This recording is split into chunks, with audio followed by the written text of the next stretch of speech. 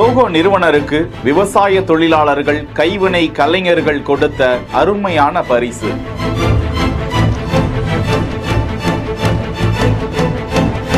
பெற்றுக்கொண்டு தொழில் முனைவோராவது எப்படி என்று பேருரை ஆற்றிய ஸ்ரீதர் வேம்பு.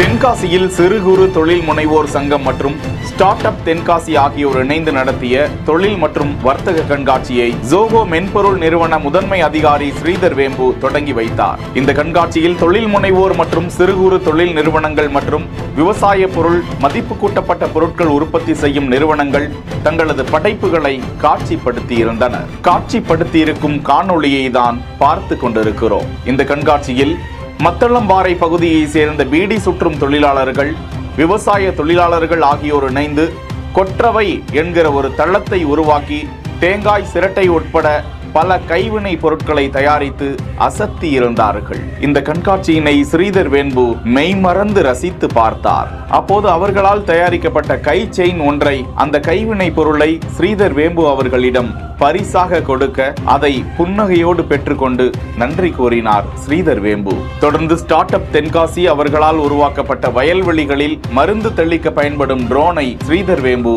பார்வையிடும் காட்சியை தான் பார்த்து கொண்டிருக்கிறோம். செய்திகளை வழங்குவோர் GT holidays, Jayachandran, MCR pure cotton club. இணைந்திருங்கள் பிஹைண்ட் வுட் செய்தியோடு.